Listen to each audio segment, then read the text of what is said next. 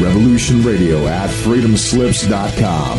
Hold on to the edge of your seats because you are in for quite the ride. It's time for the Granada Forum Radio Show. Right now, live on air with your host, Granada Wendy. Your recording has reached the maximum length. Hey, Wendy, your recording has reached I didn't realize the we were maximum recording. amount. That's just too good. Good evening, ladies and gentlemen, and welcome to the Granada Forum radio program with my co-host, Mr. Nick Pearson. Hey. And my wonderful producer, who we cannot live without. We owe more than just gratitude to our lives, practically, Mr. Richard Kane. Hello. Ladies and gentlemen, this is Revolution Radio, and we are the #1 commercial-free, listener-supported internet talk radio station in the world. Our call-in number, hopefully, would be 206-855-3056. That's 206-855-3056. Or try us at freedomslips.com. That's freedomslips.com. And I got a good chance of probably getting on. Or send us a text or something. What'd you say, Nick? Has that call-in number been working lately or not still? No, not Yeah, no. so Well, we're still out. not really. It depends how you got your Skype, like your Skype setup and stuff like that. It's just, Right. I gotcha. It's confusing. It's confusion. Well, we're working on that, ladies and gentlemen, to get that to resolve, but it's just been a time consumer, to say the least. By the way, Revolution Radio is a commercial-free, listener-supported internet talk radio station in the world, and we are #1 at that one. By the way, real quick, if you'd like to go to the homepage and leave equivalent to a cup of coffee, we appreciate it just to keep the paid programming on the air. And if you'd like to make the donation of $100, Mr. Nighthawk will send you how to grow, how to plant, how to store, and everything under the sun with 3,500 seeds for the donation. So it is a very worthwhile cause. And lots of information. 1,000 actually. Yeah, it's 1,000 seeds? No, you said 100. Is it $100? No, Say 35,000. 35,000 seeds. Yeah, so for $100 you get 35,000. So that's a steal actually. And how to grow, plant, and store. So it's a very good thing. We'd like to thank Mr. Nighthawk for that one. Thank you, Mr. Nighthawk. By the way, our next guest will probably be, we're going to have Deborah Tavalis on Friday the 13th, but we're going to do a roundtable tonight, ladies and gentlemen, and so we're willing to talk about almost anything tonight. We'd like to thank our last week's guest real quick, Mr. David Adair. We tried to get David back to do a part 2, but we'll get David back to do a part 2 and just give him, matter of fact, we're just going to give him 2 hours to let him talk whatever he really wants to, because he's so full of information in life, Mr. Adair, that it's such a wonderful thing. And his website is what, Nick, real quick? It's americasfallfromspace.com. americasfallfromspace.com. And the reason we really do want to get him back is the second half of the story that we didn't get to last week is way more interesting than what he was talking about. I mean, don't get me wrong, he had a great story last week, how he finally wound up at Area 51, but when he continues on with that part of it, that's when it gets real interesting, and you find out the government conspiracy involved in it and how he ended up having to back out of it. So we've been trying to get him on. I haven't been able to get to reach him. Apparently he's kind of busy, but we're going to keep working on it. Hopefully we'll get a part 2 to this. Absolutely. And we do have Deborah Tavares for Friday the 13th, so that's going to be that's going to be 2 weeks from now. So that will be awesome for that one.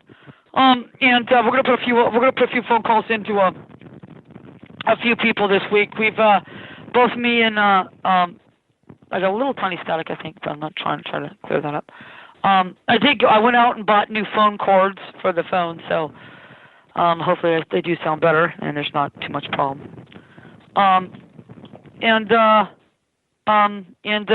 So we're working on that one too. So we'll have a bunch of guests coming up. I'm gonna do a bunch. Let's do a couple announcements real quick though, and then we'll get going. Nick, the Eagle Forum of California is doing their thing, their annual thing, on April 21st, 2018, from 9 a.m. to 5 p.m. at the Calvary Chapel Church in Tustin, and that's 1500 East 17th Street, Santa Ana, California, 92705. That's April 21st, 2018, 9 a.m. to 5 at the Calvary Chapel Church in Tustin at 15 East 17th Street, Santa Ana, California, 92705. And if you go to www.eagleforumofcalifornia.org, that's www.eagleforumofcalifornia.org. We're going to get a few of their guests on, so it's going to be exciting. And their phone number is 714-963-4753, 714 area code 963-4753. And again, that is www.eagleforumofcalifornia.org, so check them out. That's a nice afternoon. Also, to the New Living Expo by Ken, a good guy. New Living Expo is April 27th, 28th, and 29th, 2018 at the San Mateo Event Center. So if you go to www.newlivingexpo.com, that's newlivingexpo.com, a bunch of people that are speaking. You're going to have lots of lectures, a good thing, good time, good weekend up in San Mateo. That's www.newlivingexpo.com for them.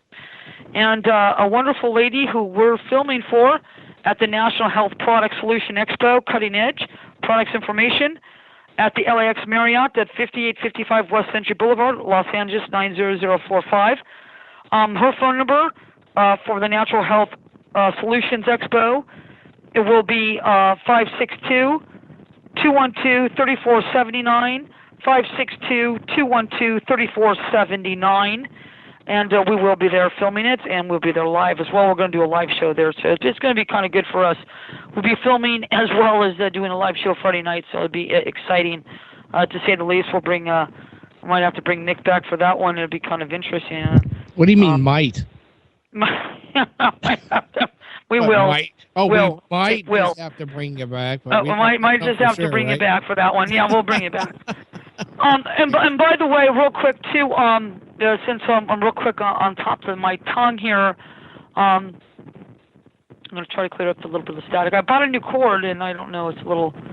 Is that better, guys? No, don't. At this point, don't worry about it. Okay, I mean, I'm going to have to switch cords or something. I don't know, I'm trying to figure out something. Okay, so, and then we're going to have a few events coming up. And also, too, www.cancercontrolsociety.com for Labor Day weekend, and that's going to be at the Glendale Hilton, I think. And that's www.cancercontrolsociety.com. Their Labor Day weekend will be there live. www.cancercontrolsociety.com, Labor Day weekend, and I believe that's at the Glendale Hilton, if I'm not mistaken. And that's up in my head. We're going to try to make sure that we have everything. Also, too, do check out. We have the YouTube channel now, right, Nick? Yeah, we have the YouTube channel. If you go to log on to YouTube and you can go look up Granada Forum, you're going to find a lot of videos up there from some of the way old stuff, even before I knew Wendy. You're going to see some of the speaking engagements that they had with Ted Gunderson and Jordan Maxwell and David Adair, who's in another one. Oh yeah. But if you go to our YouTube channel, you're going to you'll find the replays of the radio show, and I'm going to actually be adding some more videos to that later on when I get away from my laptop and get onto my real computer when I can actually edit them correctly. Some of the stuff that I saw down here in Los Angeles, and so yeah, you can go to our YouTube channel, go to YouTube, look up Granada Forum, and we're also on Facebook, so you can go to Facebook, look up Granada Forum group. You'll know it's us because we have the big green banner on top of us that says Granada Forum with Wendy and Nick, and read the articles. And if you want to get replays of the radio show, they're already on there too. If you want to just keep scrolling down, so we're getting all over the place at this point. Good. Of course, we're not on Twitter because I keep getting kicked off of Twitter.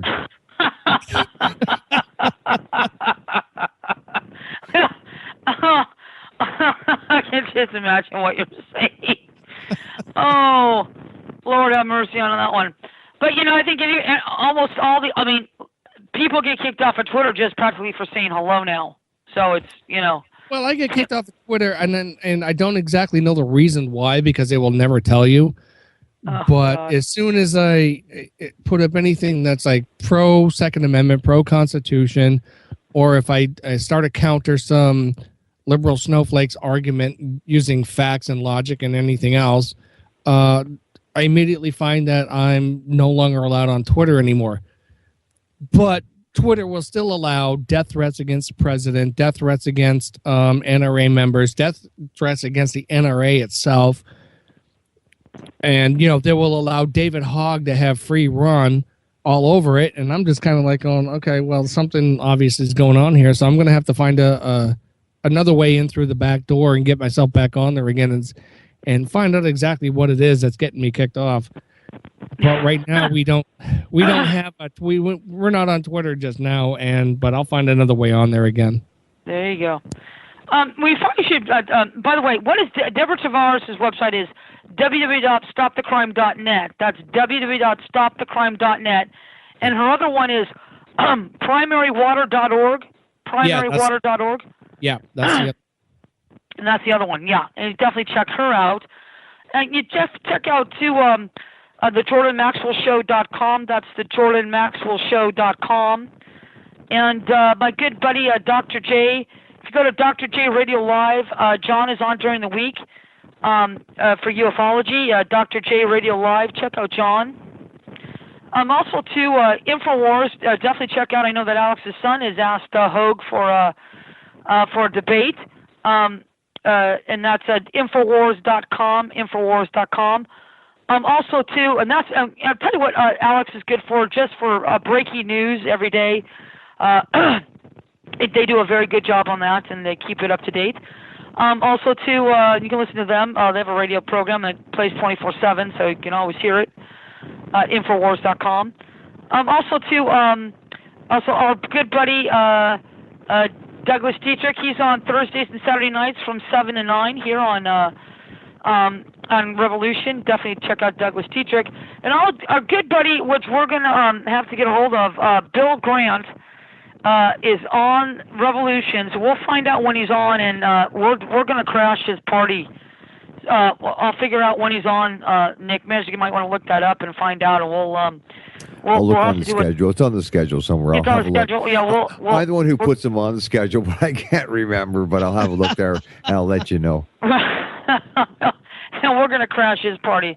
Have some fun with Bill because he's such a wonderful guy. Also, too, you might want to check out a really good guy. Kerry Cassidy at ProjectCamelot.org. Kerry Cassidy at ProjectCamelot.org. Always good stuff there, sir. George Webb, phenomenal stuff coming out of George, man. I can't say enough about Webb. George Webb, that's GeorgeWebb.com. And also check out Jason Goodman at Crowdsource the Truth. Jason Goodman at Crowdsource the Truth. Also, to check out, Jeff Rentz has always got a great website. Jeff Rentz has got good guests. JeffRentz.com. That's JeffRentz.com. And let's see. If you want to get into like some of the more current event because of what the current events that have been happening, yeah. Everybody's saying, "Oh, go look at the NRA." I would actually say go to GOA.com, which is the Gun Owners of America. They're a much better gun rights organization than the NRA is. That's Larry Pratt's organization, and they are very hardcore gun rights. You know what? Maybe we should get these guys on our show one. I tried to get them on before, but because of the time difference, Larry Pratt did not want to come on our show. Is there somebody else we could maybe? I'm going to call him again, and I'm going to see if we can. Maybe they could do an understudy. Somebody, and also go to JBS, the John Birch Society people, and look up their New American magazine and dig through a lot of the stuff I've been to their library in Wisconsin. And I could literally spend a year inside there doing nothing but reading. I'd probably end up dying of starvation because I'd never want to leave. They have a really incredible library, and they are one of the premier anti-communist organizations in America, regardless of what you may have heard or what was slandered against them back in the 60s and 70s. So check them out. Let me see. Who else was I thinking of? Well, go ahead and finish on with yours because I've got to find my list that I keep keep running. And I just want to mention, because we have extra time tonight, just a few things, and right. give people a few websites to go into, because we do research all the time and go in there and George Webb, and I know there's also. What did you say, Rich? I'm saying, here we go with Bill Grant. His show is called Dreamer, and it's tomorrow night at 10 p.m. Eastern time, so at 7 p.m. Pacific on Saturday nights. Yeah, Bill Grant, Dreamer, the show. Only on Oh my Revolution God, Radio. I love it. There you Well, go. good. We're going to call his show and have some fun with him, because he's too good. He's always good when he comes on our show. Absolutely. Hey, did you guys happen to tune into the new Roseanne show? No, I didn't. I take it? Did you? I just watched the first episode tonight. I downloaded it for kicks. I never got into the old show that much. I think I got into it way in the beginning, and then got bored with it after a few years of watching it. I figured it was a decent show, but this new one, it's all the same cast, and man, I was in tears. I was laughing so much, and it was so funny because it's like she's like Roseanne's pro-Trump, and I don't know if you remember the sister from the show. Yeah. She's a social justice warrior in the first scene that she's in the show. She opens the door and she has a pink pussy hat on and a shirt that says nasty woman or something like that, man. It was great. It's totally ragging on Ashley Judd. Oh, it was awesome. I was in tears almost the entire show, laughing. It was great. I only saw that one little clip. I haven't seen the entire show yet. Wow! So the Roseanne Barr show is she's getting in there. It's really funny. It's funny too, because Roseanne was when she did the initial run of the Roseanne Barr show back in the 90s. She wasn't hardcore leftist, but she was very pro, workers, pro union, and that kind of thing. And that was, pro Democrat and all of that. Or at least that's what it seemed to me the way the show was. And then when she came out with this new one, it's like all of a sudden she's very pro Trump. And considering that she actually made a run for office, and she didn't pick either the Democrat or the Republican Party. And I wasn't holding. She ran on a Libertarian Independent ticket. No, she didn't run. She ran on the Green Party ticket. Which, if you ever read anything about the Green Party, they're actually not a group that I would ever be associated with. But she can do. I mean, all the power to her. But listening to her speak herself, she's not a party. She is absolutely not a party person, and that's what I like about her. I'll have different points of view on her on a bunch of different things, and I agree with her on a bunch of other different things, but she's not a party type of person, and that's the kind of people I like, because they're not going to be a Republican, they're not going to be a Democrat, and as Wendy knows, we already dealt heavily with the Republicans already here in California. Oh yeah. The Democrats, I mean, they just absolutely hate each other, and they foment this kind of hatred to each other. Third parties, they get into squabbles over nothing, so somebody who is just not a non-party person are the people you want to talk to, because you can sit down and talk with them and not get adversarial with them about, okay, I disagree with you this because my party believes this way, so for Roseanne to come out there and do a show like that where she's actually fighting with her sister, who comes in with, again, I saw the picture, I saw that clip, and she's got that pink pussy hat on, and she's basically just a caricature of Ashley Judd. For that couple of minutes that I saw it, I was like, oh my God, this has got to be great. And I've been trying to find it on the internet ever since, but I haven't seen it yet. Yeah, it's definitely worth watching too. Trump strikes me as a not a party person too. I mean, I agree. Well, he, in my opinion, that's why he won. Is because I believe I totally agree with you, Rich. That he kind of, even though he ran on the Republican ticket, he was a somewhat party guy. Go ahead, guys. Well, I was going to say too. Being non-party is actually almost being non-establishment, because you don't get yourself locked into it. I mean, I remember when we were dealing with the Republican Party here in Los Angeles, we lost the chairmanship at the very beginning, which was a real disappointment. Because me and Wendy both came in with the Ron Paul crowd, and we lost the chairmanship of the Republican Party of Los Angeles by 2 votes. And immediately, all they did was saying, "You've got to the party, the party, the party, the party." I mean, they really did sound like the Democrats or the Nazis or anybody else who tries to box you in on a party situation. And anytime we tried to do anything else and we tried to bring people in from the outside, they tried to throw the clamps down on top of us and stop us from doing anything. So we still kept on doing it. All we did was get mad, and it became very apparent later on that it was just like, this is why you guys are losing here, because you belong to the same establishment politics that the Democrats do. It became very apparent that the Republican establishment is no different than the Democrat establishment. And right now, California is so far up shit creek. I don't think they have a paddle big enough to paddle their way out of it. Well, we're definitely in a couple of $1 trillion debt. California isn't. They're in. I think they're at this point about $500 billion. I think actually, you know what, they say $500 billion, but they're in a place of no return, Nick. Well, and it's not even the debt part of it. That's the problem. You can solve a debt problem, but they absolutely refused to do it, and that was one of the big things that happened in Congress this week. And with Trump's, and this is one of the things I got really bent out of shape at Trump for signing that stupid spending bill. Yeah, that came up. It's like you can't sign something that has 2,500 pages, Nick, or 2,000 pages without reading it. And they give you one night to read it. Right. Right. Yeah, we talked about that last week, and yeah, reason he needed to. I think he had to do that, though, to continue on here. I think he's going to get the wall done a different way, though, too. Because, it's like in politics, he had to give a little bit because he had to get that military spending what seemed most important to him.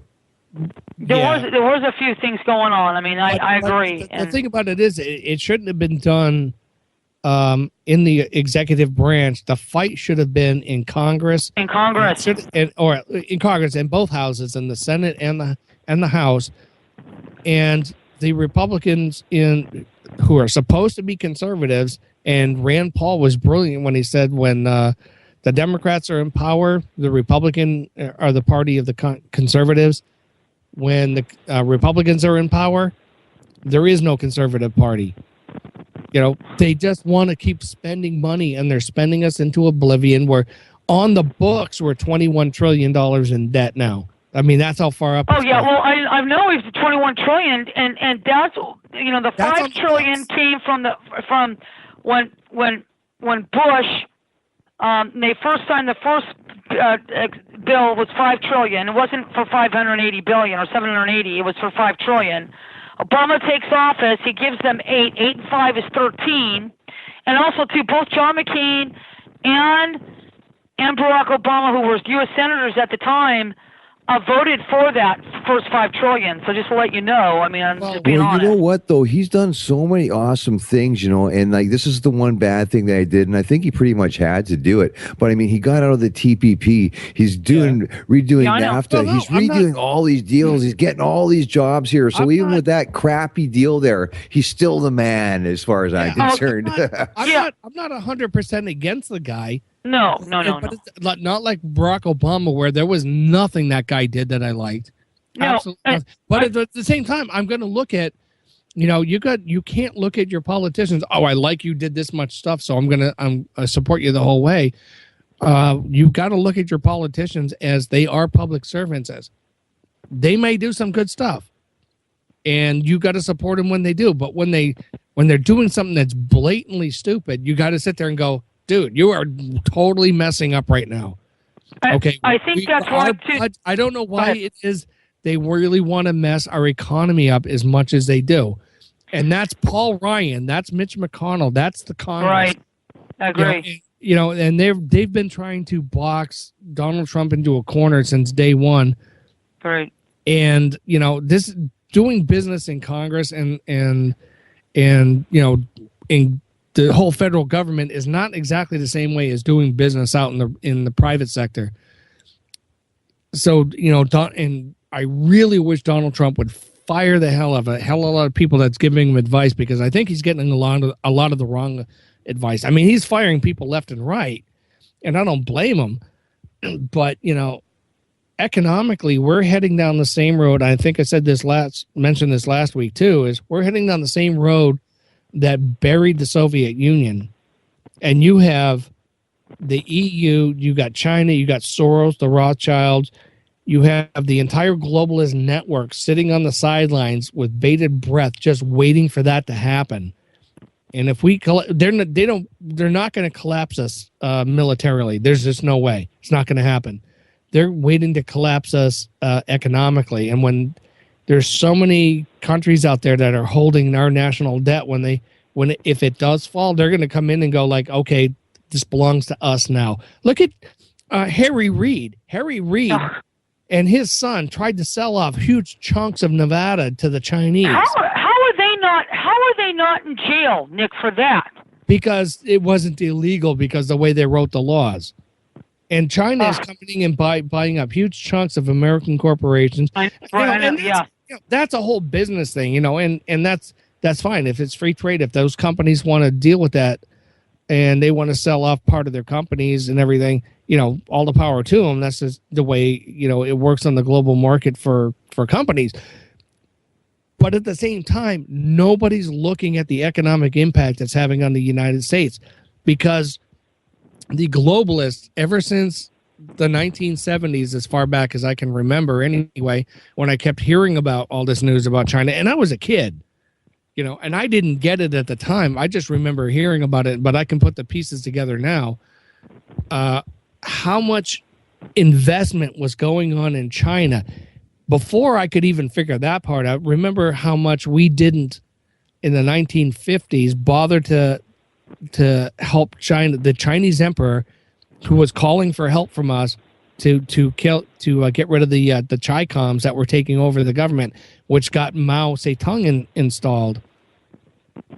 So they wanted that to happen. They wanted to use this China, as far as I can tell, is a great experiment in kind of a combination of communist and capitalist merger. And we've had people in the Rothschilds were really big on this, investing heavily into China and the industry, because the people in China, they're not free people. They're slaves. They get put into those workplaces and are getting killed, which is why all these companies in America, we get our goods built over there, because they don't have to pay them anything. And you got to figure that's got to be a wake-up call when you figure they're putting people to work over there, paying them nothing, and it costs less to employ all those people, put the goods on a boat, ship it 6,000 miles from China to the United States, and sell it cheaper than anything that can be built here in the U.S.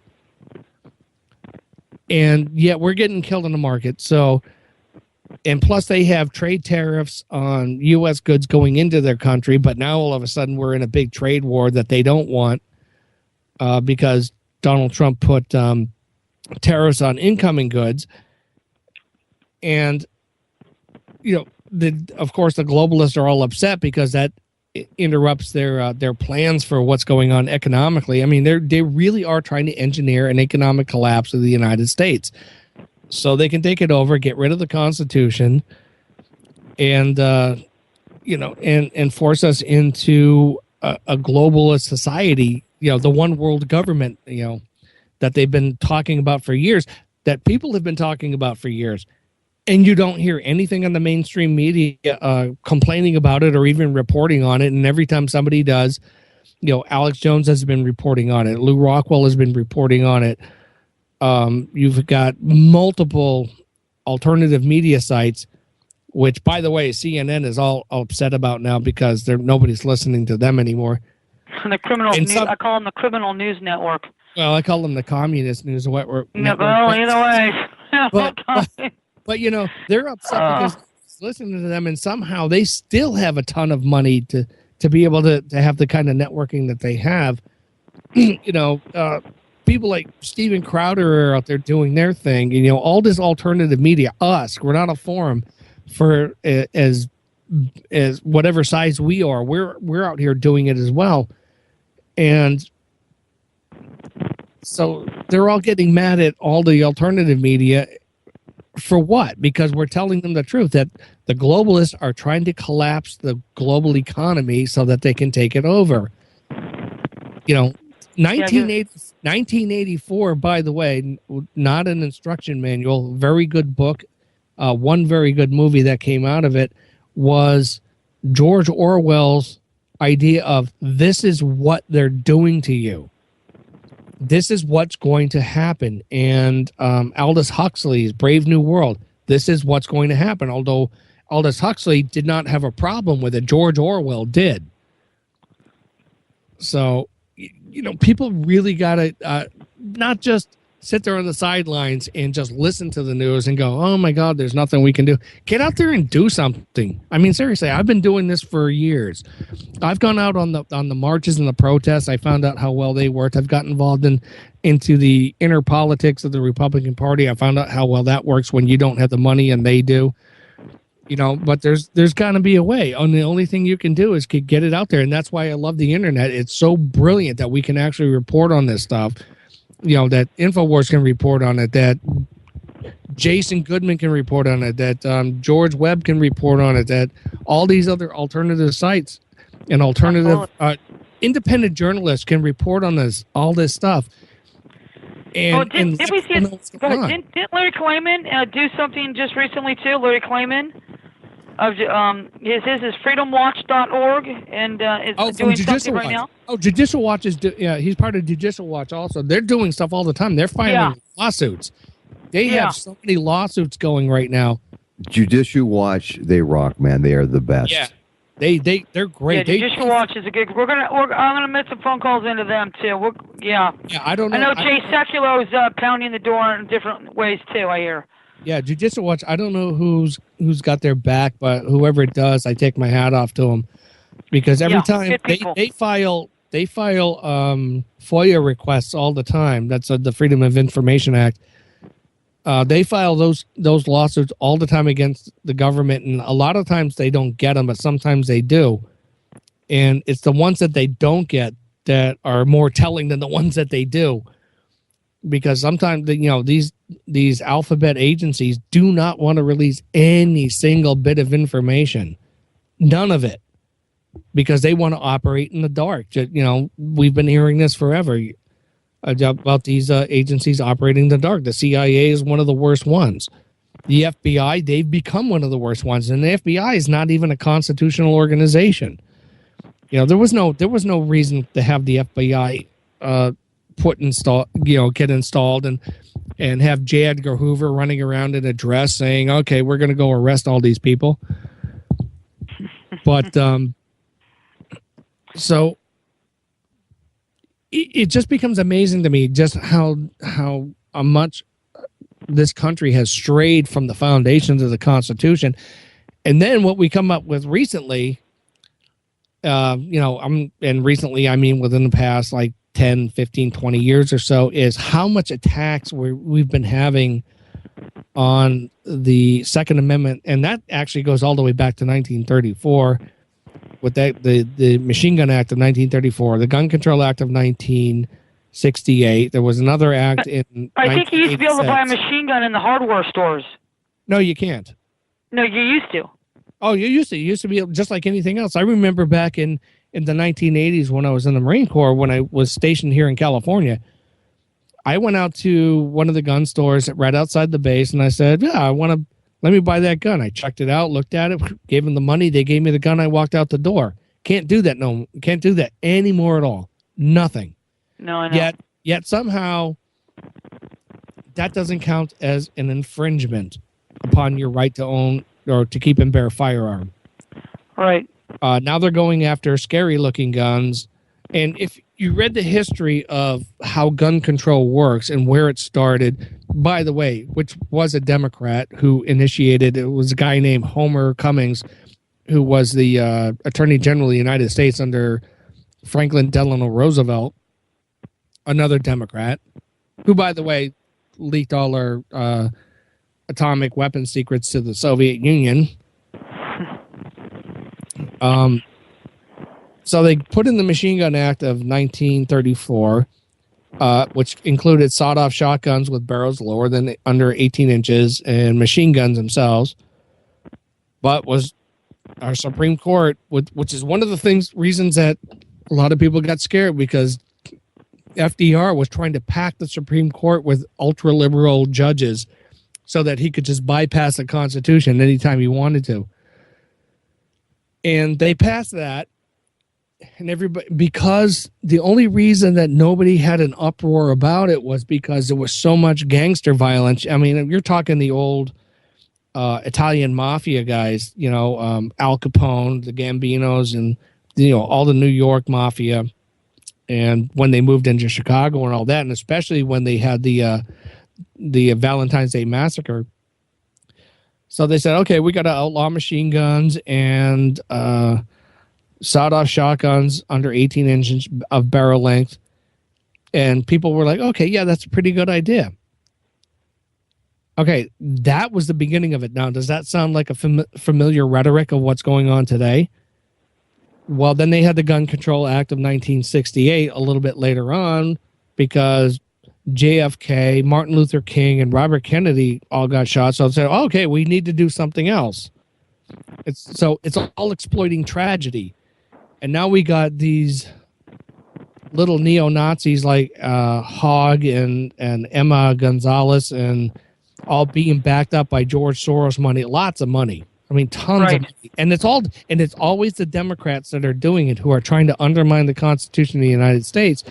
And if any Supreme Court judge worth their salt took one of these cases, I was really mad when they rejected the one case that came out earlier and gave it back to the Ninth Circuit Court, which always rules the wrong way. But if any one of them looked at any of these cases, they would take the case in to the Supreme Court and immediately dismiss it and say, no, it's completely unconstitutional, because there's nowhere in the Constitution, in the Second Amendment, where it says, find me, it only says muskets. Show me where it says that it's the right of the militia to keep and bear arms. It's not. So it outlaws these kind of weapons, and everybody was saying, well, the founding fathers only were talking about muskets because they couldn't conceive of any technology beyond that. It's like, yeah, want to bet? I guarantee anybody, go look up the Puckle gun, which was it was like a cannon. I think it had like a 1 or 2 inch diameter barrel on it with a rotating cylinder on it. Okay, our founding fathers were smart. They knew technology changes. We're not all using bows and arrows anymore during the Revolutionary period. Muskets had been around for a while. And by the way, the people in the Constitutional Army were not shooting straight muskets. They were shooting rifled muskets. So they knew technology was going to change. So they put down, instead of just saying muskets, they said arms. They didn't define arms. They said arms. They knew what arms were. It could be a sword, an axe, a knife, a pistol. It could be a rifle, and regardless of whatever form it came in. But suddenly, we get a sporting rifle that was created during the 1950s or 1940s, I believe, which was the AR. And now it's scary looking. And it has to be banned because it's an assault weapon. Well, it's a military style weapon, but I dare any military to send their guys in there with a semi-automatic weapon into combat, because that's never going to happen. That's a very quick way to get your guys wiped out very quickly. So, given what's happening here, we've seen it before. It's happened over and over again. The real problem is in education is that they're not teaching these kids history. Ever. They never do. And we talked about this back in September, October with Dr. DuPesta. How Common Core standards are not allowing the kids to They don't want them to read history. They don't want them to know math. They don't want to know English. They don't want them to know anything except what's on some stupid test that doesn't make any sense whatsoever. But if they actually read a real history book, they will end up knowing that the reason that you don't disarm your citizenry is because that's the quickest way for a tyrannical government to take over. Ask the Armenians. Ask the Armenians when you go down into downtown Los Angeles or anywhere else, there's an Iranian community, how they feel about the Turks.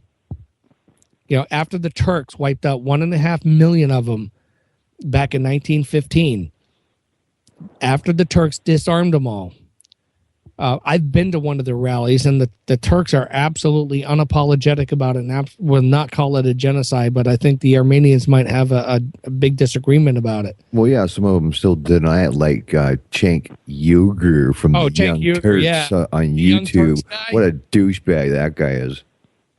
Hey, I'm just trying to have a reasonable discussion here.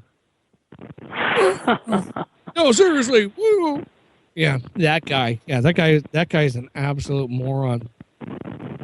But then go into like a couple years later, after that happened, 1917, there was the Bolshevik Revolution in Russia, financed, by the way, Kuhn Loeb Bank out of New York, when they gave Leon Trotsky a bunch of money to go over there and spread propaganda around with Vladimir Lenin and got everybody to overthrow the government there. Well, what happened? Well, they started disarming people. What happened? Well, they started killing them, especially under Joseph Stalin. And when Nikita Khrushchev took over, ask about a whole bunch of Ukrainian farmers how they felt about it. Oh, you can't because they're all dead. 2.5 million of them. Right. You know what? And I don't know if you guys watched The Walking Dead, but the last episode there, it was either the last one or the one before, but it was one group there talked the other group into actually disarming and giving them their arms. And then, of course, right after that, they killed them. Yeah. They did. I remember that episode. I was just like, I was watching that episode going, are you kidding me? I know. And especially that chick that gave him up. I thought she was a lot more slicker than that, but nope. No, they all got scared and everything. And that's the thing that people got to realize. You don't get scared of this. You got to fight back. Yeah, because you're going to die either you're gonna like die on your anyway. knees or you're going to die fighting, right? You know? Yeah. There's an old Iron Maiden song that's out there that says, if you're going to die with your boots on. Right. There you go. And after Nazi Germany, Nazi Germany was busy exterminating all 13 million people in their death camps after they disarmed them all.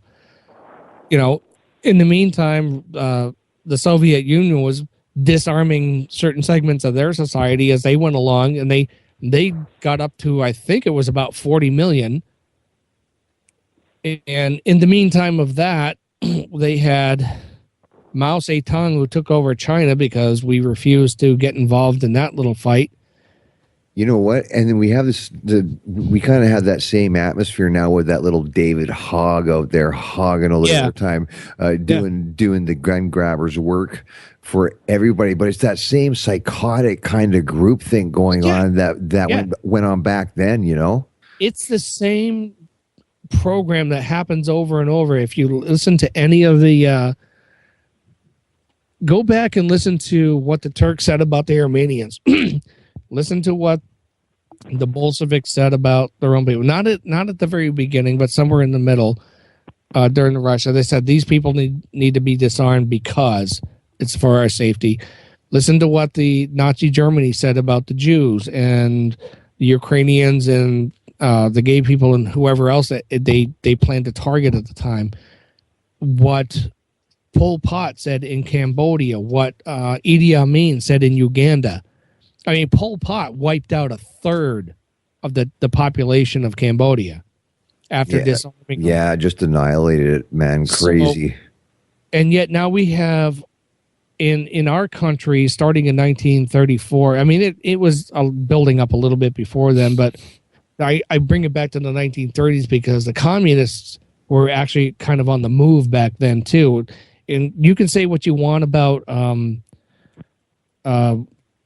Joseph McCarthy, I don't agree with everything the guy did, but he was a warning bell saying, like, this is what's happening. The communists are moving in. Hillary Clinton was part of that.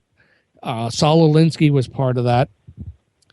So they got the and later on, but the 1934 Machine Gun Act, the Gun Control Act of 1968, and you got the Gun Control Act of 1986, signed under Reagan, by the way, which it fixed a couple of things, but it screwed a couple of other things up.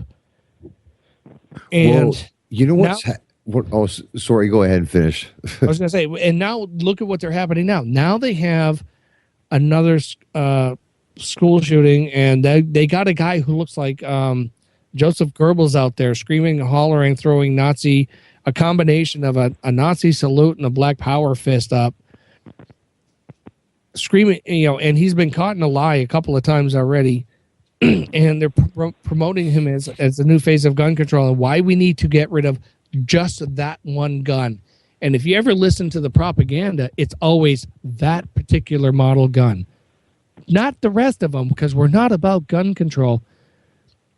And we're not about taking all your guns. Yeah, listen to what Dianne Feinstein said. If I could have got the votes, I would have taken everybody's guns. Well, not only that, you had that one blonde chick, too, that was up there saying, they give us an inch and we're going to take a mile, like the bump stock, and that's exactly what's going on. Yeah, and it's the same kind of program being funded by the same kind of people.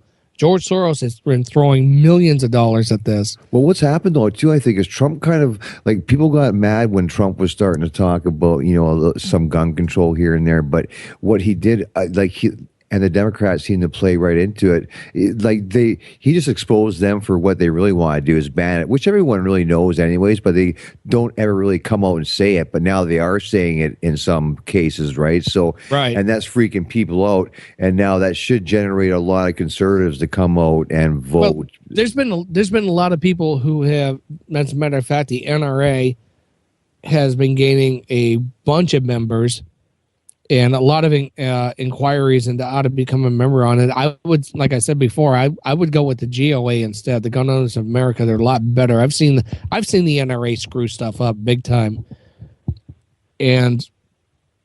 But join both. Yeah. Join both. I mean, if you gotta join one, join the other. I mean, it might cost you $60 tops for a 1-year membership, but the thing is, it's what people aren't recognizing is that they're using the same tactics again on a different generation who are not being taught history. So they're going to fall for it. And now they got the faces. They got this David Hogg guy, and they got who, by the way, is a liar. They got Emma Gonzalez, who admitted to actually bullying the guy in the Florida high school, but makes no apologies for it. When you go out onto the street, you talk to some of these people who are anti-gun. They have no idea what they're talking about. They can't identify a gun. They don't know anything about history and as far as totalitarian governments are. So they're trying to use the same exact tactics. The only advantage that we have right now is the amount of information that we can get out to people is a lot quicker than it was before. And the mainstream media, that's what CNN was all bent out of shape about, is the fact that nobody's listening to them screaming their communist propaganda. Brian Stetzer, I swear to God, I hope he loses the rest of his hair and has a heart attack or something. And it drives me nuts that we have to keep going through this all the time. And nobody's actually looking at the root causes. They're not looking at the fact that a lot of these people are on psychotropic drugs, which are being overprescribed to everybody. The kids are being vaccinated from the day they're born and up to they're 6 years old. What is it? 83 vaccinations plugged with, it used to be mercury. Now it's some other kind of stabilization agent that's being shoved in there, and they're being bombarded with genetically modified foods. They're being hit with the chemicals that are in the plastics and the water bottles. They're being hit with these energy drinks that everybody says is good for them, which are really just garbage. The food that comes off these industrialized farms don't even have the nutrition that they need. And as soon as they say, oh, well, I'm depressed. Well, here, have some more drugs. So we have a whole generation. And there's a movie, a documentary out there called Generation RX, which I thought was really, really good. Check it out if you can. We have an entire generation, Generation X. Oh, well, no, I'm Generation X. I mean, the next one, Generation Y, and plus all the millennials. They're growing up just drugged out of their minds, and they can't figure out why their brain chemistry doesn't work. And then they're going to get out there and just start screaming and hollering that, by the way, this country is really one of the worst on the planet, when it was actually one of the best. This was the only country in the world when it was founded, when George Washington and Benjamin Franklin and well, I think Ben came a little bit later, but Thomas Jefferson and all the other founding fathers sat down after the revolution happened. They just kicked off the biggest military might in the entire planet, and they sat down and they created the Constitution of the United States. And they finally, a couple of years later, got the Bill of Rights. And when Benjamin Franklin walked out of the First Continental Congress and was asked by Mrs. Powell, say, what did you give us? And he said, a republic, if you can keep it. And every one of these morons in Washington, D.C. keeps talking about our democracy. We don't have a democracy. We have a republic. And they're not being taught that in school. So they're being dumbed down on the education, which I think is the real shame, not only to mention the fact that they're being drugged. So we got this whole generation coming up underneath us that have no damn idea what the hell is going on in reality. And they're brought up on social media also their entire life. And there's taught in schools, like especially college. All they know is like they haven't worked ever. They go from high school to college and they're taught social justice type stuff, social Marxism, and they become just a freaking nightmare, man. They're taught cultural Marxism. And what's funny is when you see them get out there and they start protesting, Antifa guys especially, man, I swear to God, somebody let me run into some of those people. And they get out there and they actually start throwing punches at people thinking that, well, nobody's going to fight back. Well, I've seen what happens when people start fighting back. These guys run. They have no idea that people are outside of the rural areas, outside of the mainstream cities, are actually going to start pounding the hell out of them. And if they come out to areas where I live, they're not going to get hit. They're not going to get hit at all. They're not even going to make it about 100 feet down the street because nobody's going to put up with it. But they keep showing up in all these liberal cities and everything and thinking that they're making a difference. And mainstream media, which of course is very liberally controlled and communist controlled, put it all over the news. And a lot of regular America doesn't even know that anything else is going on. So this is exactly the same kind of propagandist ideas that were happening back in Russia in 1915, 1917 during Trotsky and Lenin's propaganda stuff. And that was all crazy. That was all bank funded. That was all Kuhn and Loeb who existed at the time in New York, who had funded all of that. George Soros is funding all of what's going on now, and nobody seems to want to know anything about it because they can't wrap their head around it. They can't. And I actually had a conversation with somebody, and they said, "You really think that the American banks funded the Bolshevik Revolution?" And I said, "No, I don't think that. I know that for a fact." And they gave me a look like I was from outer space. And when I would say the same thing, that George Soros and probably the Rothschilds, and there's probably a few other people in there whose names who won't come to my head quite as quick as those, said they're the ones who are funding this communist revolution in America. You really think that's happening?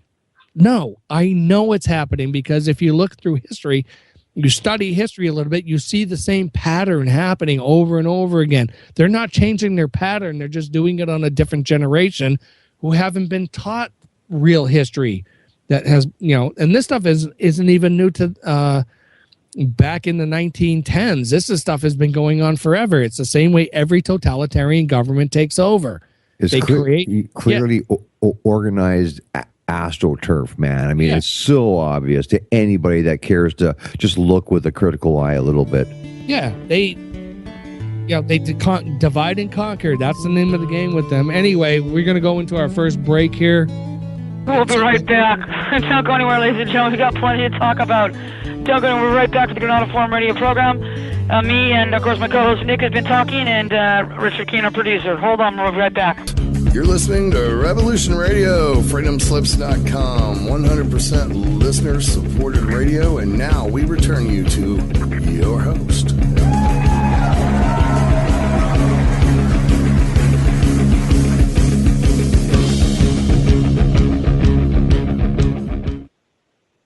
Hey, welcome back to the Granada Forum radio program, ladies and gentlemen. My co-host Nick Pearson and my producer Richard Kane. Nick, you left off. I just kind of listened because you were on a roll. Yeah. Oh yeah. Trust me, I can get on a roll when it comes to the Second Amendment. Yeah, I know. So I'm not quite the eloquent speaker that Ted Nugent is. Ted's a real interesting cat. I love Ted. I love Ted Nugent, man. I liked his music since I was growing up. I played a lot of his tunes out when I was in a band and playing in the clubs and everything. And as soon as he starts speaking on the Second Amendment, I only wish I could emulate that guy. I just don't have that kind of mentality the same way he thinks about it. But we're on the same page on it. I just don't speak the same way he does. I wish I could. Because it would be great. I'd love to tear up somebody like Piers Morgan the way he did. But did Ted Nugent take on Piers Morgan? Oh yeah, he was on Piers Morgan, and Piers Morgan. Well, I guarantee he came prepared, Nick. Well, he's always prepared. It doesn't even matter. As soon as you start talking about the Second Amendment and the way our Constitution was set up, Ted Nugent's on a roll. You don't even have to say a word. He's going to go on a roll. And Piers Morgan started tearing in and say, well, why do you guys need all these guns? And Ted Nugent went on this thing, about the Second Amendment, why we have it and the reasons for it. And the only thing I can always say about Piers Morgan, even when Alex Jones was on his show and started getting on him about it and, did that epic rant that he did, which was pretty awesome to me anyway. Yeah. The only thing that I would ever say about that was, I'm not going to listen to a British subject lecture me on an issue of liberty and freedom.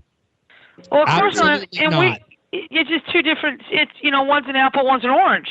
Well, the British people think that they have freedom of speech because of the Magna Carta, which was signed way back when by King John at the time when King Richard was out of the country, and right. King John, Prince John, who was acting in his stead, was running the country ragged, and the lords got all bent out of shape, so they finally dragged him aside. And this is a very abbreviated history of it, but they dragged him aside and said, look, you're either going to sign the Magna Carta or we're going to kill you. Or we're going to put somebody else in there. So he signed it. And the Magna Carta and a lot of the writings of Cicero of Greece was the foundation of the Constitution of the United States. I mean, our founding fathers were very well read, even compared to me or anybody else who's very much into any of this kind of stuff. I mean, I don't claim to be a scholar on any of it, but I do understand a lot of it, and I try to read about it as much as I can. But you have to understand, the British people think because the crown was very lax on for many, many years, that they do have freedom of speech. They do have the right to do this and everything. Well, they got their gun rights taken away, except in a very limited sense. Well, guess what? You're not free. And recently, especially since they've been accepting all those Muslim immigrants into their country, and the Muslim immigrants have been doing what they do. As soon as they get a certain amount of the population, they start taking over and demanding that we do everything according to our laws, not yours.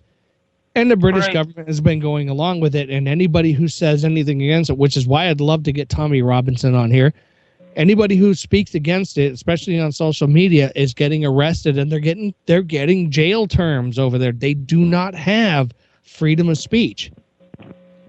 So I'm not going to, under any circumstances, have some, and I've gotten to this on social media from somebody from England, and we had that guy on who was a couple of years back who from Sweden. Right. Yeah, who was telling us about how how that was going on.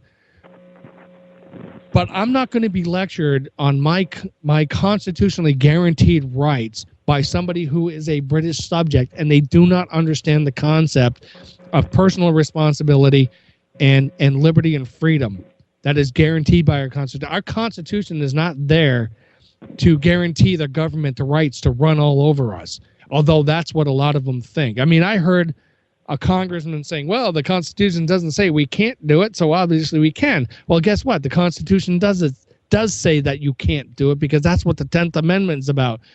Go to the 10th Amendment Center, look up Michael Bolden's website and learn exactly what the 10th Amendment's all about. I'm not going to be lectured by somebody who's not a free person about my personal freedom and liberty that I'm supposed to be guaranteed by our Constitution, the way our country was set up. I'm not going to have it. Piers Morgan, I would have almost knocked that guy in the face when he tried to say that you don't have the right to do anything. It's like bullshit. We have more rights than our government does.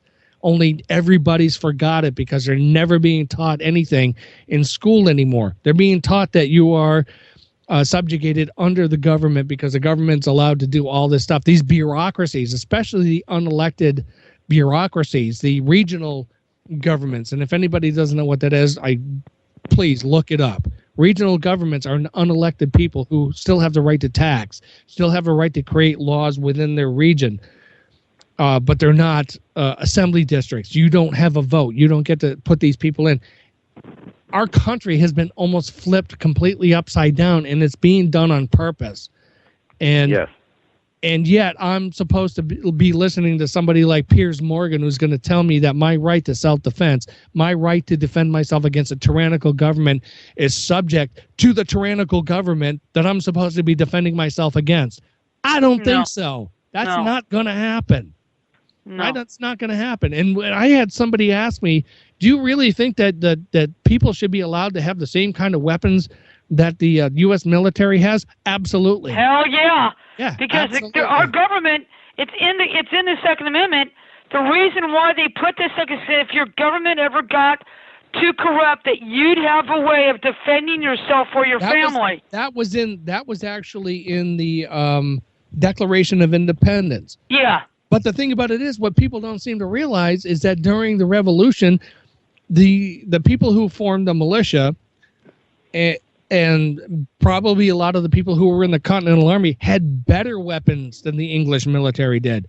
Right. You know, we talked about this earlier in the show. They had muskets. Muskets are smoothbore rifles. They're good, but they're highly inaccurate over long distance. The militias had rifles. Their barrels were rifle, which means they actually spun the ball that came out of them and created kind of a what do you call that thing? Vortex? No. It's actually stabilized the round as it came out of the barrel, and made it way more accurate. So it's called rifling. Well, no, not rifling. There was another word I was looking for, but it's not really important. But the fact of the matter is that our militia back in the 1700s and a lot of the people who were in the Continental Army had better rifles than the English Army did. And now we're being told that you shouldn't have better rifles than the police or the military or anything. I'm saying we should have exactly the same ones that they have, because if they want to clamp down on us, we got to be able to defend ourselves in a pretty good way. And somebody actually came up with a stupid idea that says, well, even if you're a civilian population, there's no way you're going to be able to defend yourself against the United States Army. Yeah, well, tell that to Vietnam. They did it. Well, they also were backed by the Russians and the Chinese. Yeah, well, they were backed by the Russians, who were backed by the Rockefellers too. So Yeah. Yeah, so that's a whole other conversation in and of itself. Right. But But yeah, I believe that we should have exactly what the military has. If we have I swear to God, can you imagine what this would have been like if Hillary Clinton was president?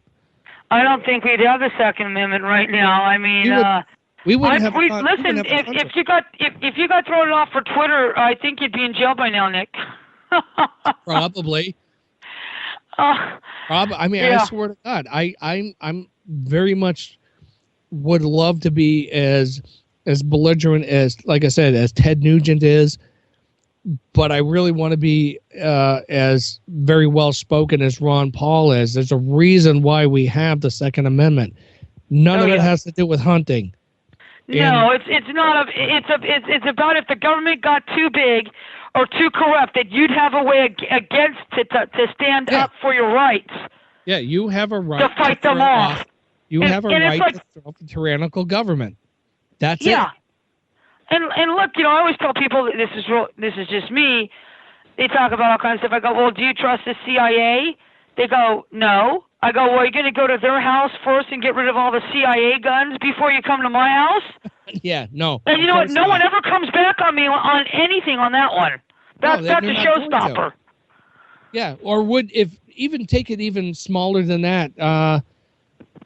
Local police departments. I mean, there have been corrupt local police departments before. Oh, yeah. Everybody in these towns knew. I mean, one of the ones around in this area was this town called Quartzsite, out on the eastern side of California, and everybody knew they were corrupt. Everybody knew the town board was corrupt and the mayor was corrupt, and yet everybody tolerated it. And my question was, why? At what point, and I'm trying to remember who said the quote, but I remember the quote is like, people will accept the tyranny, as much tyranny as they are dealt. But my point is, okay, my question is, at what point does that cross the line? I mean, look at what happened in Germany. Look how much tyranny they accepted. Look what happened in the Soviet Union after the Bolshevik Revolution. Look how much tyranny they accepted. And the reason they get away with it is because they divide the people up first.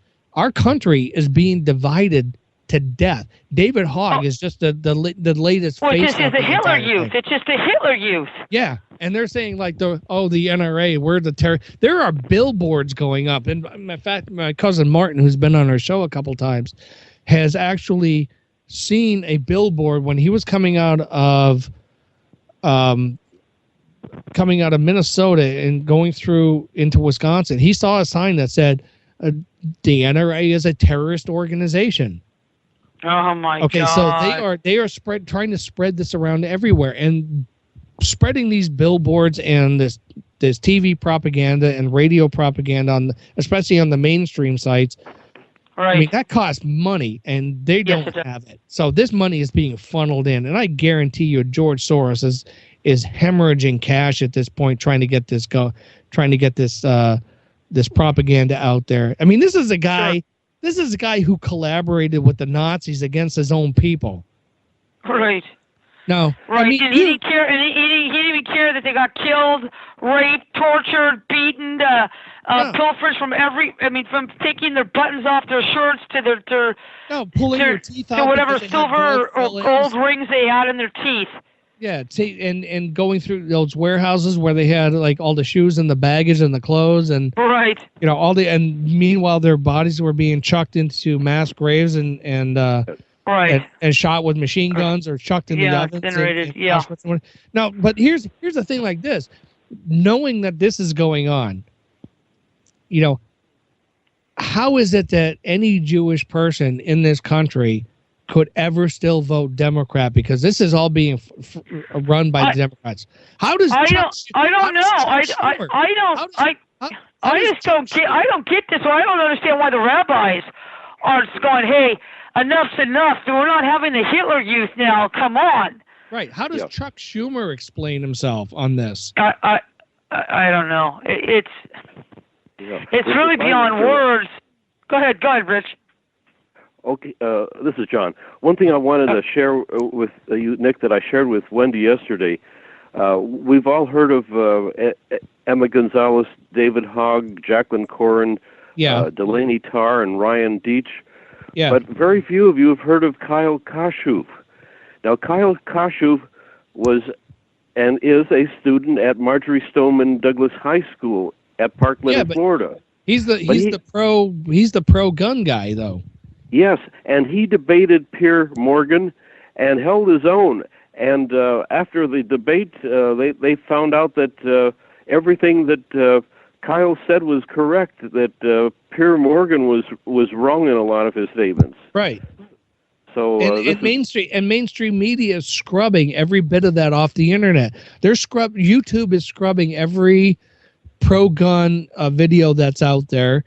I got bumped from Twitter probably because of the same thing. I don't know that that's the fact because they won't tell me anything. I was watching a video off of Facebook, which was a gun instructional video, and it immediately clicked and went off. And then when I went back to find it, it wasn't there again. You know, so they're doing everything, and social media, they're all part of the same game. I mean, when you got Zuckerberg and who was it who they were going into a room with? Wendy, do you remember? Go ahead. What did you say, Nick? David Zuckerberg from Facebook. He was photographed going into a meeting with somebody else who was very high up on the globalist list there, the New World Order guys. Oh God, I can't imagine. Well, yeah. Well, so they're all in there. This is one big thing. I can't even imagine what Bilderberg is going to look like this year. But they are absolutely trying to just destroy this, not just the Second Amendment, but the First Amendment.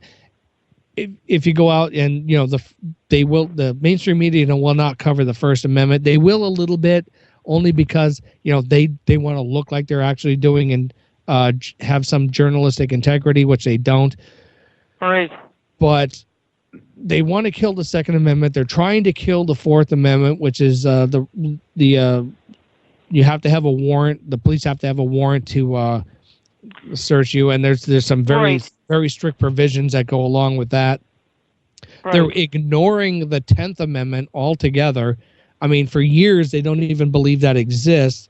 What is the 10th Amendment, Nick? Just the 10th Amendment is that all powers not delegated to the federal government by the Constitution belong to the states or to the people respectively. Which means that the body of the Constitution, including the Bill of Rights, if the Constitution does not say that the federal government can do it, they cannot do it. That's a state. Those are states' rights. Oh, by the way, in a conversation I had with Deborah Tavares a few days ago, she mentioned that Mark Zuckerberg is probably the grandson of David Rockefeller. Yeah. Now, did I say David Zuckerberg earlier?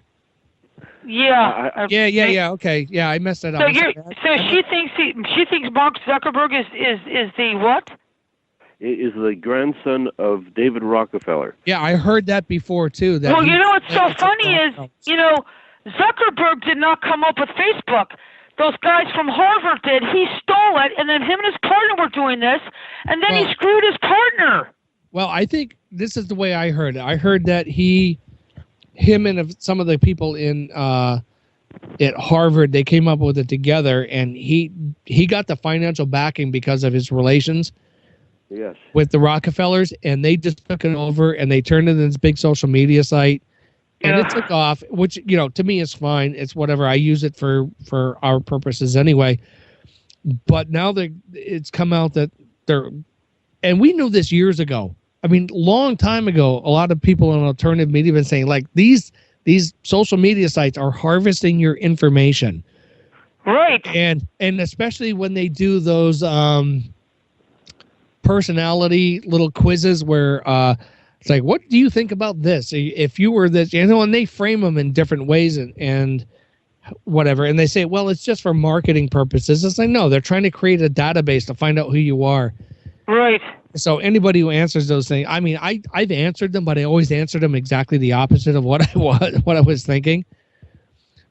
But now that it's actually come out that they've actually been doing it, Zuckerberg is running around going, "I'm like really sorry that we did this, and it really wasn't what our intentions were." And my thing is, how many years of jail is he going in for? He's not going to jail. Right. And the only reason that they're even complaining about it was because there was a somebody that Donald Trump had hired used Facebook to get that information to reach out to voters. So now they're mad about it. If Hillary had done it, they wouldn't have had a problem. Right.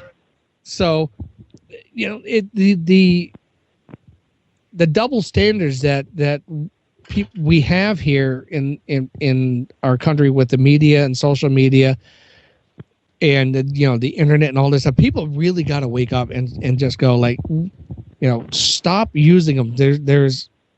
It's never going to happen en masse because everybody's so interested in like some dog spinning around chasing his tail at 5 million hits, or Ariana Grande telling everybody how much she hates America at 10 million hits or whatever it was. Oh my God. And we put up Deborah Tavares and David Adair and Jordan Maxwell and all these people on our YouTube, and we're barely breaking 1,000 on each one of them. So it's like all we can keep beating on the wall and saying, hey, this is what's really going on. So, I don't know if people just refuse to be educated. I don't know if they just don't want the real information. I mean, I know Alex Jones has got his thing going on, and he's really good, and Owen Schroyer and Millie Weaver and all the rest of them are really great, and I love them and everything. But we're not that big, but we're still getting out there and pounding the pavement too. And there's a lot of other people out there. How do you compete against, look at the chasing his tail, which gets like I said, 5 million hits, and we're trying to get into the thousands at this point. With information that we have, it's like it's like the kid in the old fable, and I really hope people do know what I'm talking about. The kid who put his finger in the dike in Holland. By the way, that's just a fable. Hans Brinker was just a fable.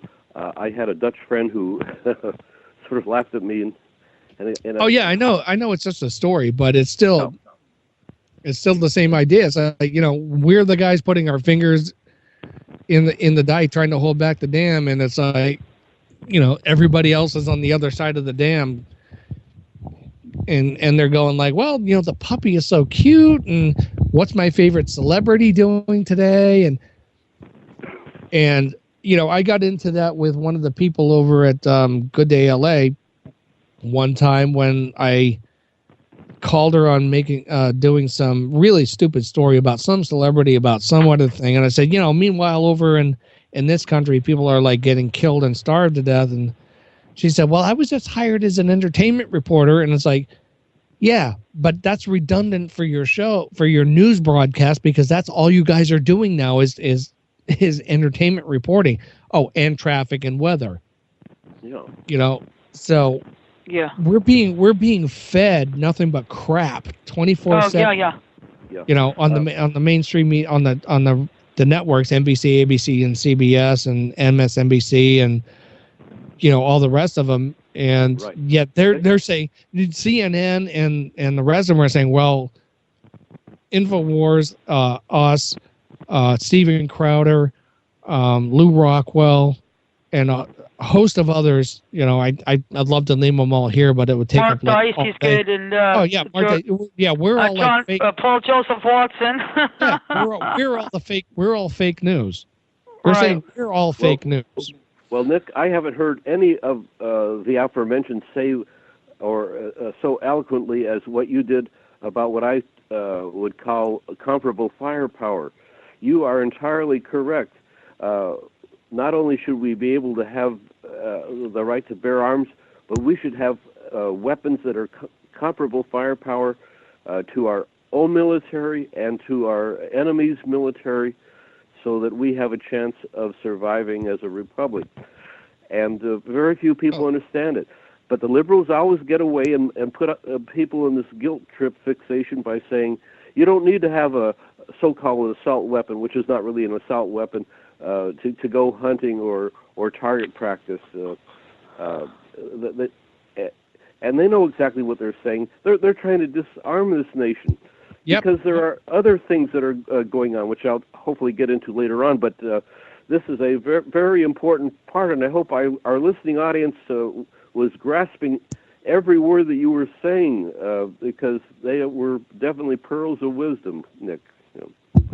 Well, that was the whole point. If anybody goes back and if they want to read the Federalist Papers, it's a very tedious read if you want to read it, because it's written in English back from the 1700s, and it doesn't translate very well into the way people speak today and everything. But it's worth the read. Read the debates that they had over the Second Amendment and all the amendments, and the fact how they wrote the Constitution.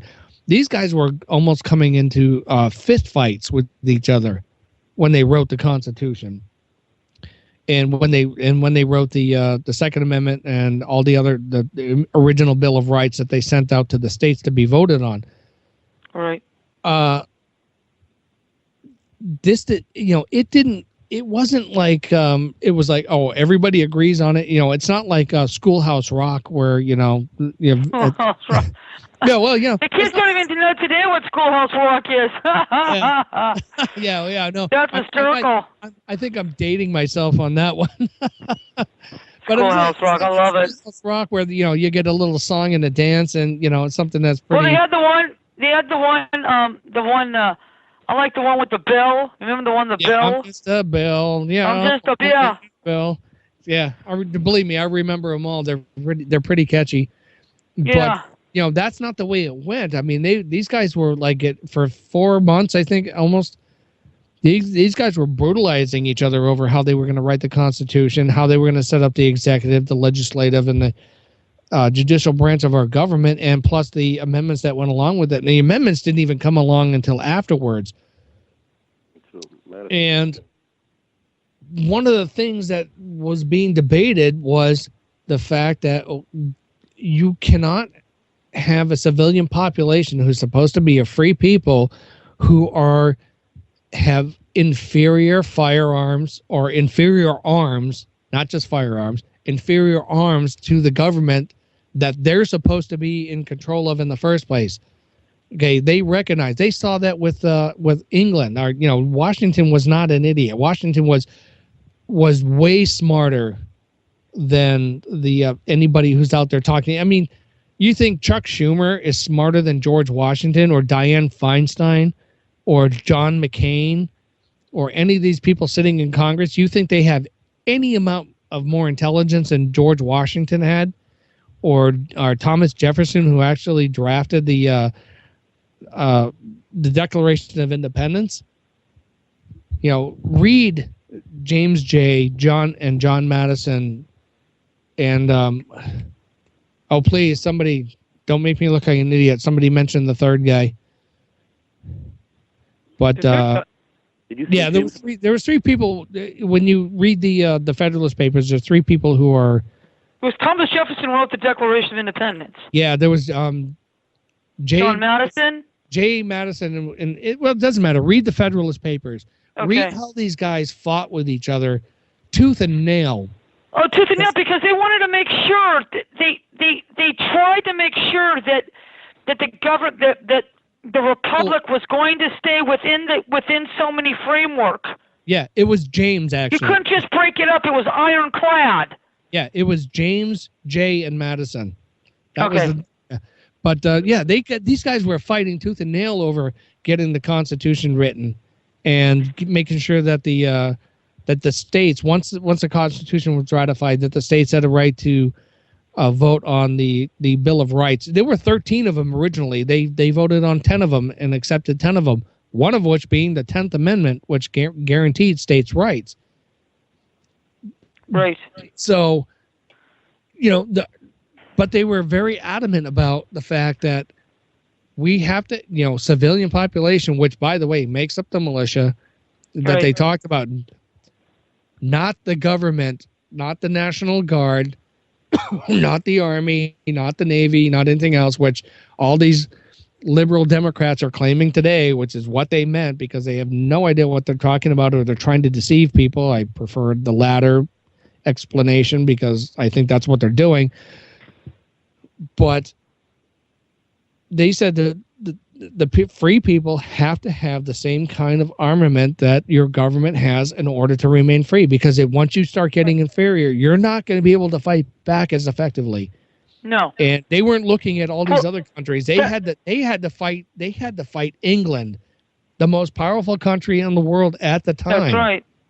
So and you have to understand something, Nick. That's why it says if you do not have fair representation, that they can't tax you. They did that for a reason. That wasn't for a bunch of senators and congressmen to start passing laws and doing whatever they wanted. That was for the average person, no matter where you were in America. Yeah, that's what the House of Representatives was supposed to be.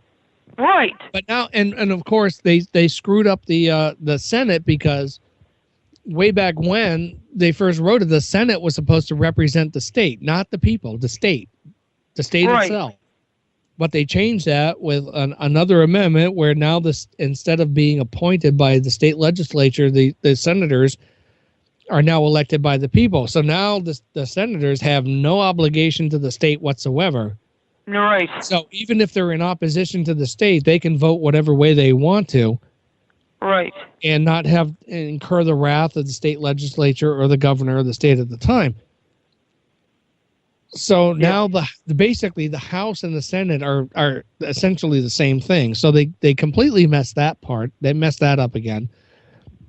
So our Constitution has been under attack since its inception. Oh yeah. And has been going on for forever. The only amendment after the Bill of Rights I actually think was pretty smart was the 22nd, which was, you get to serve 2 terms as president and then you're done. Because can you imagine a third term of Bill? Yeah, can you imagine a third term of Bill Clinton or a third term of Barack Obama? Oh God. and this is what I'm going to start saying to people who want to get rid of the Second Amendment. Hey, the Second Amendment is ironclad. It's in the Constitution. If you cannot live within the framework of the Constitution, hey, you need to get out of the country. You can go live somewhere else. You don't have to stay here. Just go. I don't care where you go. Just go. It's not just ironclad. People will fight for it. And look at it this way. If people don't remember, or if they haven't been taught in history, which I don't think they have been, some of the big reasons that we actually went to war back in 1776, 1775, was the Britons actually started putting extra taxes on a lot of goods. Absolutely. One of the ones that pushed it over the edge was the Stamp Act, where they actually started stamping people's mail and anything that they wanted to ship, which they didn't do before. So that was starting to cost people money. So they got mad. Well, then they started like birth certificates, death certificates. Yeah, everything. Everything had to have a stamp on it. It had to have the Royal Crown stamp on it, and it was costing people money. They had to pay for it. And it still exists today in British colonies throughout the world. It exists in America now too. Imagine that. Yeah. But when people started getting upset about it, the British came in and said, "Hey, look, these people are going to get upset. They're going to start a revolt. We need to take their weapons." That pushed everything over the edge, because as soon as they came in and started trying to take everybody's guns, everybody started shooting back, and that's where we had the famous shot heard around the world in Boston. And Chris and a lot of people don't even realize. Everybody's going like, "Oh, black people were so suppressed." Crispus Attucks was the first person shot in the Revolutionary War. And I have to know this because I'm from Boston. Crispus Attucks was a black guy who was fought in the Revolutionary War. There are graves around where I used to live of freed slaves who fought in the Revolutionary War for the independence of America. So you can't tell. So you can't tell me that our country is this big racist country if you got black people who are fighting for independence also. So you can put that racism thing to bed, because they fought right alongside the Continental Army, and were given the graves. It was the 2%, 2 to 3%, who stood up against the tyranny, who fought in the Revolutionary War, Right. and it's the same 2 or 3% that are standing up again. Yeah, and the 97% of the people are like, well, we don't really want to be involved. It's like, well, guess what? You're going to be involved whether you want to or not. I think this time it's going to be a lot bigger. It has to be a lot more than 3%. Yeah, I know. Because this is going to get ridiculous. I'm just going to tell people you have to get out of the country. You can't live within the Constitution. Yeah, go. Just get out. I don't care where you go. Just go. Yeah, go. I'm not. Just go. I don't care where you go. Just go. You can go to Mexico. Go anywhere. Just go. Well, it's really funny too. All those celebritards in Hollywood who were all screaming like, if Donald Trump gets elected, we're leaving. They're still here. Right. Right. And it's like, we're not leaving because, we have to fight. And what's that? What's her name? That one actress. Oh, Jennifer Lawrence. By the way, who is an 8th grade dropout. Oh my God. Yeah. Is running after she made her millions, after she got rich off, American people and American labor and worldwide adoration because she was in a few movies and whatever, and saying, I'm going to quit acting because I want to help save American democracy. And it's like, hey, moron, obviously you have an 8th grade education because we don't live in a democracy. Right. We're a constitutional republic. Yeah. Because was it Benjamin Franklin and Thomas Jefferson came out of Independence Hall, we said, what kind of government you give us? We gave you a republic. Now can you keep it? Yeah, to Mrs. Powell. Franklin. Yep. Yeah, right. And it's funny because if people want to know exactly what a democracy is 2 wolves and a sheep voting on what's for dinner. Okay, a republic is 2 wolves and a sheep voting on what's for dinner and a well-armed sheep contesting the vote. There you go. John, did you want to say something? Yes, I did, but you guys are doing such a wonderful job. I'm so proud of both of you on the Second Amendment. You can't deter me on the Second Amendment ever. Yeah, I'm okay. I'm not as good as course Nick, but I can hold my own. Yeah. Do I dare change the subject? That's the question. No. Because go on the Second Amendment. I want to hear you because you've been really good on a lot of other things that you've come on our show about. I want to hear you give your voice and your defense of the Second Amendment as well. Not just what I've said, but I mean, let's hear your perspective on it because you got a little more time on this planet than I do. Yes. So I want to hear. I'm going to take it from a little different perspective. You have to understand that I was born in 1939, just as war was breaking out in Europe. But as a very young child, I had an excellent memory, and I was aware of things that many adults in later years could not even recall. But one of the most important things in retrospect was the fact that civilians had weapons that were either 30-06 or 380 caliber, and they were good for hunting, but they were also good for combat, and they were comparable to what the Japanese and German armies were deploying to their soldiers.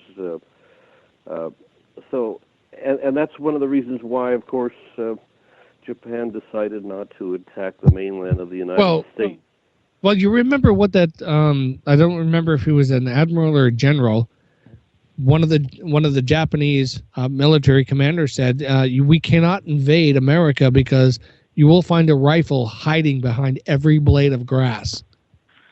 That was probably Admiral Yamamoto, but I'm not positive. Right. And there was so much censored, but as a kid, I had an opportunity to get in the cockpit of captured Japanese reconnaissance aircraft, and I had seen these things fly in the skies, and of course things were so censored that no one would believe you, except the fact that a Mitsubishi airplane engine sounds different than, let's say, a Curtiss-Wright engine manufactured about the same time. There was so much censored, just because they were afraid that the Americans would become so fearful. But you have to understand that we were sending our best men and women into uniform, and most of the men and women that stayed behind, well, let me say more so in the case of the men, they did not have the tenacity, and the women were actually more courageous. Most of the men that were still here were not capable of being involved in combat. Well, they got the F4 rating, right? Yeah, right. Right. 4F. Yeah. Oh, 4F. That's what it was. So most of the people that I came in contact with on a daily basis as a small child were elderly men and women who were generally retirees, and instead of talking so-called babyish talk to me, they talked to me almost as if I were an adult. And as a result, I became aware of a lot of things that they were going through, and I'm just trying to share this kind of a background. Basically, there's no army along the coast, or militia. Well, maybe that's not the word. National Guard to protect us, because they were all being deployed overseas for the most part. So it was very crucial that civilians be armed one way or another, and this meant that a lot of women had to learn how to fire a gun, which is not so universal nowadays. Right. But we had so many courageous women, and yet we had some women that were basically klutzes who couldn't assemble anything to save their lives. But we bless everything. We had enough that were competent enough to put these aircraft together. I mean, it was an amazing situation.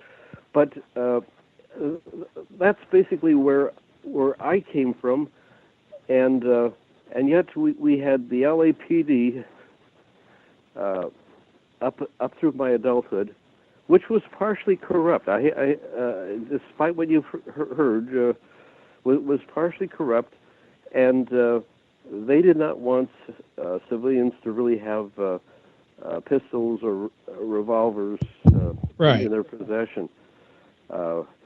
Unless you could be deputized and controlled entirely by them.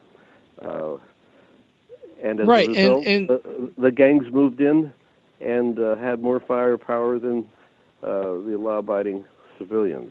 Right, and bring that up to quite a few more years later. If anybody remembers the bank robbery in North Hollywood that happened at the Bank of America back in. Well, they had to go to the gun shops and ask them for guns. They just gave it to them. Yeah, there was. I remember that.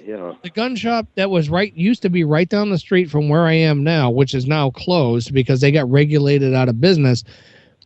Was actually breaking out crates with AR-15s and loading up the magazines and handing them to the police department. Here you go, take them. Yep. Go get these guys. And for some reason, these guys who had illegal weapons to begin with, and broke so many laws were reflective upon the new legislation that was coming in, because those are the guys that are typical of all law-abiding Americans. And meanwhile, it was a gun shop that was selling legally to law-abiding citizens that was the problem.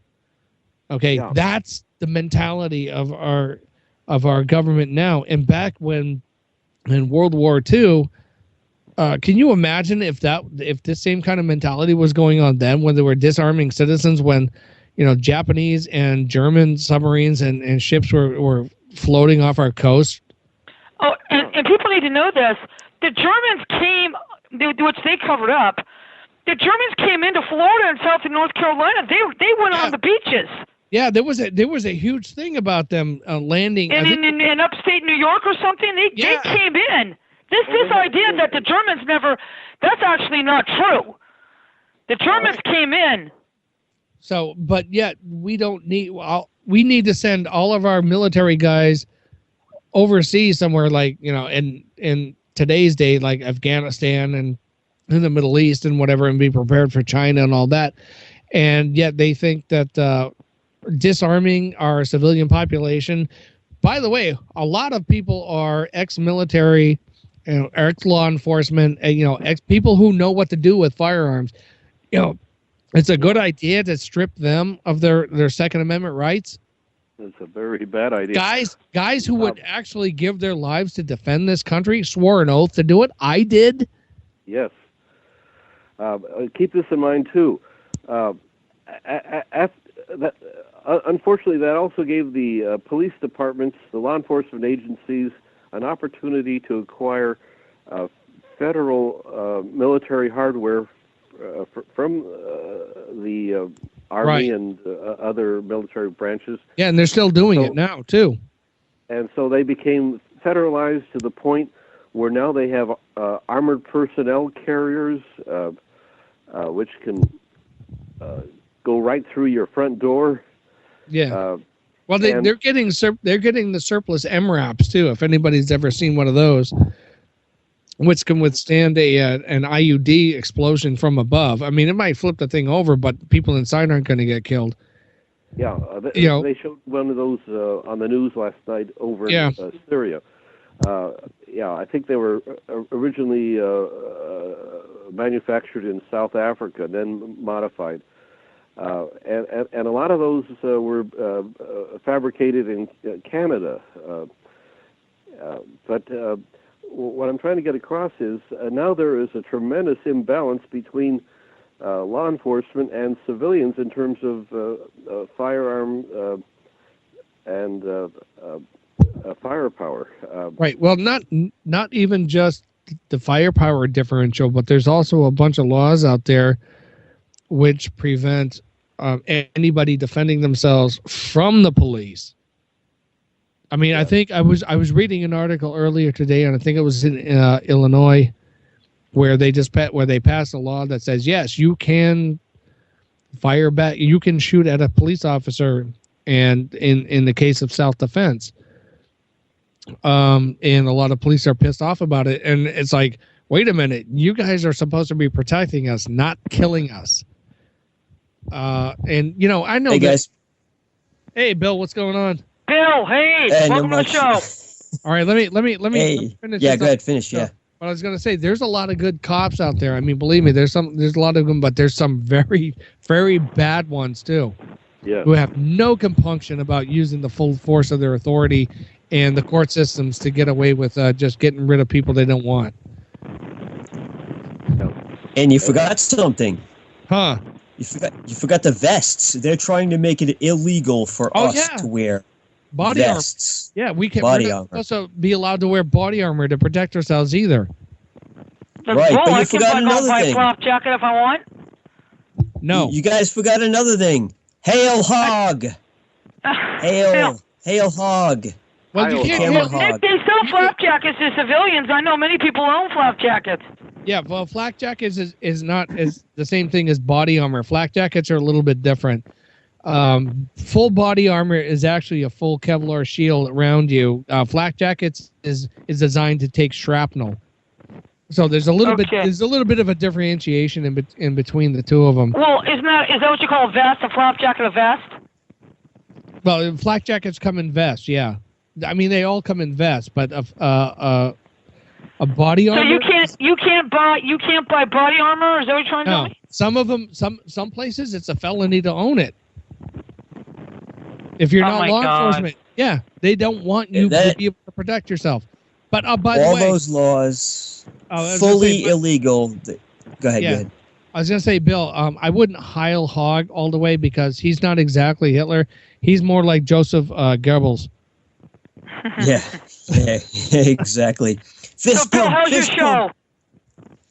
Oh, well, I'm still kind of in a development stage. I was actually kind of borderline too cold and too tired to even do it most of the time. I had hoped in the future I'd be able to do a show, but I wasn't ready yet. But the slot was open and it was really good for me, and we didn't want dead air. So I've been just kind of guesstimating. I'm just trying to like test out, play out how much time I have to talk and how fast I have to talk. And I'm Bill, actually. I was going to say, if your show's like ours, you're not going to have enough time. There you go. Hey, Bill, Yeah, there isn't. Is there a number we can call in? Oh yeah, call Mr. Rowe. But actually, I sent Nick a contact. Okay, good. Okay. So Okay. yeah, because I heard what you guys said earlier. I was actually going to invite you guys on. It's not going to be, it's not round table. If it was a 12 o'clock slot, I'd put it as a round table and let everyone else talk. But I'm going to have people who are regulars come in here and there. I definitely have plans for that, and I definitely had plans to invite you guys and Nick, particularly you. I wanted you on. Did you send me in an email, or how'd you send it to me? Skype. Okay. Oh,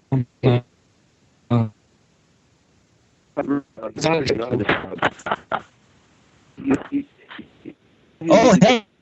Happy Easter. Yes. Happy Easter. All of you need to go to the internet and look up JIBTV, which is Japan International Broadcasting Incorporated. And when you get to that, can you repeat that, John? Look to videos. Wendy, this is very important because they have a video called Our Blue Planet, Saving the Earth for the Future. Now, it's very clever the way they put this together. And I don't have time to get in it, but obviously they support the Paris Agreement, and what it amounts to is they are tied in with Dr. Paul Ehrlich, the biologist who wanted population control. They are tied in with control of the land.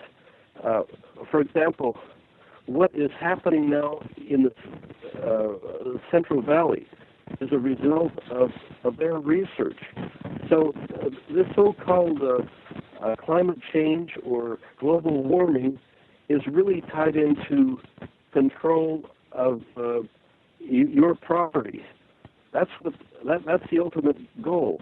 And even though Trump withdrew us from the Paris Agreement, so many of those programs are now being implemented here in the United States, and especially here in California, to the point that that's the reason why the farmers are no longer getting the water they need for their crops. They sell their land, and the idea is to turn that area into sort of a wildlife area and have only subsistence farming, which is not of any commercial value whatsoever. It's very frightening. So again, go to Japan International Broadcasting or GIB TV and find that video called Our Blue Planet, Saving the Earth for the Future. And hopefully we'll talk about it on our next program. All right. Okay, thank you so much. But yeah, all right. We got to give you your time. You're pretty much regular here. But I tell you, Bill, you're gonna have to give me your info when we get off because I'm not getting it here. Not a big deal. Just let me know. And then what time is your show? When do you come on? Oh, 10 o'clock Eastern time. Tomorrow, opposite 7 our time. So it's opposite Doug. Here. Yep. Are you on Studio B? Yeah, I'm on B. So I say a lot, I'm Billy on B, and I'm going to say opposite D sometimes. Okay. All right. Okay. All right. I'm in the ditch. I'm in the sidelines. I got bumped to the side. I'm in the B side. All right. I'll tell you what. When we get off the air, because I don't want to give anything out on the air. Once we get off, Rich, hold us over for a little bit and let me get his information so that if we have the same problem, if he has the same problem we do with Skype, then at least he can ring me up and I can get on the show. Roger that. I'd love to do that. Yeah. All right. Cool. Yeah, because I mean, I tell you what, when you talk about the Second Amendment and the Constitution, I can drone on forever. I can just like tear somebody up if they really want to get into some in-depth stuff on it. Well, you added another particularly important subject about it tonight with the black person involved in fighting. The first black man, Crispus Attucks. Crispus Attucks, yeah, the first guy who was shot in the American Revolution in Boston, and a lot of people are not taught that. There are black revolutionaries. There were black people who fought on the side of the Union in the Civil War. Absolutely. And at the same time, what a lot of people don't seem to realize, because they keep screaming about slavery, it was that one of the first people to fight for his slave rights to own slaves in America was a black guy. So right, but hey, Nick, who is a good person who I forgot the names of some people who say the same thing as we do about we should have the same things. The government should have the same weapons as we do. We should have the same weapons as the government does. Comparable. Exactly. So, yeah. Well, guys, we'll be back next week. I promise. We'll have a nice guest. We want to thank Bill for coming on the show. He'll be in Studio B tomorrow from 7 to 9. So go on SkyFreedomSlips.com and check out Bill. We'll probably be there with him. All right. Good night, everybody. See you next week. Good night. We'll see you next week. Thank you so much, ladies and gentlemen.